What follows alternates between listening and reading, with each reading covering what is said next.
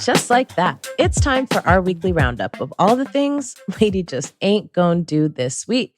Number 1, act like the FBI is out to get the Republican Party. Okay, so the shenanigans this week has been all about these sham-ass hearings from Republicans about the left-wing FBI, air quotes, that would dare to investigate former President Donald Trump and his corruption.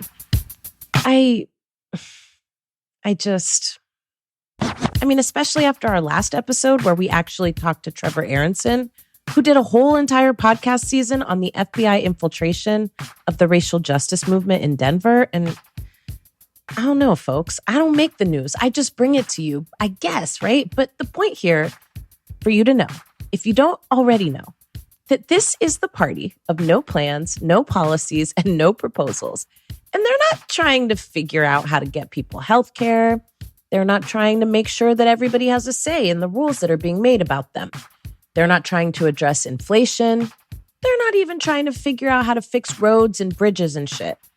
They're just holding belligerent hearings about absolutely nothing for no other reason than their supreme leader is an idiot and thought he was going to get away with literally trying to overthrow the government. Okay. Now, they don't want the government to hold him accountable, and so they're throwing a fit, trying to figure out how to make this into a witch hunt. They don't actually think this is going to work, right? I mean, it's kind of weird watching this, to be honest, because there's real problems to be addressed, and this is not one of them. And to think that you would throw down this hard for a man who would throw you under the jail in a minute is also fucking baffling, but y'all gonna do y'all, and you know who I mean. Okay. Moving on. Let's get into the list of things that Lady does love this week, though. Number one on the list, over-the-counter birth control. It is finally here, and we love to see it. Now, word out on the street in the news this week is that the FDA has finally approved an over-the-counter birth control pill, like available without a prescription. Okay, the pill is called O-Pill, and it will be available next year, and you'll be able to get it right next to like the condoms and the eye drops. Okay, there's no age restrictions for O-Pill, also a game changer. Now, this news is incredibly important after the year we've had with the reversal of Roe v. Wade and with it, abortion access and reproductive freedom. And just to keep it like 100, it's basically taken a long-ass time to approve this pill because, frankly, the medical industry thinks women are fucking stupid. No joke, they have been studying this pill to see if we can understand the instructions.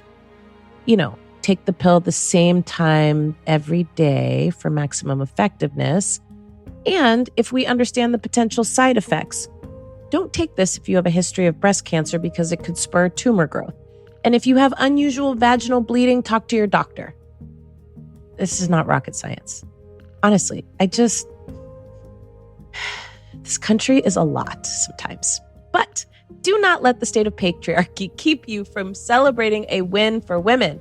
Over-the-counter birth controls that you can easily get, like cough drops. We love the fuck to see it.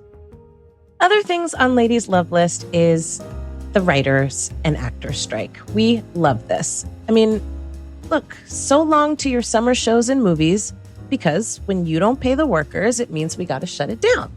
That's right. Now, y'all know that for a few months now, the writers have been on strike, and now the actors are joining the strike, which makes this the first time since 1960 that actors and writers joined each other in a strike, and the first time since 1980 that the writers have gone on strike. Now, I know, you probably think actors get paid hella money, but actually they don't. And furthermore, with streaming services having taken completely over and the mass introduction of artificial intelligence, the industry is changing completely and people really are getting fucked. So the people who write the shows and the people who act on the shows, they're not the people making Beyonce money. Trust me on this one. But you know who is? The CEOs of these media companies, honey. Democracy Now! Did a great interview on this, so y'all should check out this interview with Sha'an Sharma, who's an actor, who's a part of the SAG-AFTRA negotiating team, and they break it all down about streaming and artificial intelligence and all that. But here's the big point. Pay your workers, period. And the fact that Hollywood has been unionized basically since 1960, and that Ronald Reagan at one time was the head of the damn union, tells you these people have been exploiting folks for a long time. Okay? So y'all keep us posted on what we as consumers can do, because Lord knows, I don't need no damn Disney Plus subscription. I'll cancel that thing in a heartbeat just on GP.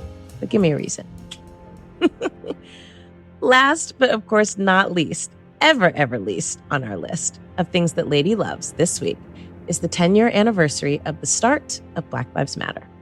Now, we could probably do an entire episode about what this last decade has brought, the ways that it's shaped us, the way we have shaped it. Yeah, Black Lives Matter. It began as a rallying cry, and it grew into a movement. Now, 10 years ago this week, Trayvon Martin's killer was acquitted of murder. 10 years ago this week, we rose up to say, no more, not on our watch. And through all the twists and turns, the ups, the downs, the all-arounds of this thing, I just want to say to you that the fight is not over. And in many, many ways, we have really only just begun. Now, what we are up against is the fight back against everything that we have been fighting for over the last decade. They're not even ashamed to say that they're trying to take our shit. They have waged war on wokeness, which is really them saying that they're waging war on racial justice, gender justice, economic justice, immigrant justice, trans justice, abortion justice, all the fucking justice, okay? They have declared war on justice. All movements have their ebbs and flows. There's always going to be moments when it feels like change is right around the corner, and other moments where it feels like, honestly, like a slog. Now, are we ever going to get there? Is there even a there? Are we closer or farther than we were 10 years ago? Yeah, all these big questions, right? And then you top all that off with the lies and the slander and the bullshit they be talking and spreading about our movement, and add on top of it the fact that we're like real people trying to do real things and trying to figure it out and not always doing it the best. It's a lot. It is easy to fight when it's popular and it feels like everybody's on your side and you feel like you're winning. It's harder to fight when you don't know if you're making any progress at all, and every step forward that you take feels like there's 10 more steps backwards. Okay, well, here's my message, my friends. I have been through this a few times now in my lifetime, and all I can say is we got to keep on fighting. We have come too fucking far to turn back now. And if you thought for 1 minute that these people were finna let you run back everything they've been running on us without a fight, you forgot what it means to have a struggle. Now, this is exactly what I expect from these people. So let me ask y'all, what can they expect from us? Now, I'm over here doing push-ups and jumping jacks, drinking my water and training for this marathon, honey, because this shit is for life. Okay? Now, I invite you to join me. Happy anniversary, Black Lives Matter. Here's to the next 10 years of winning and winning big for humanity.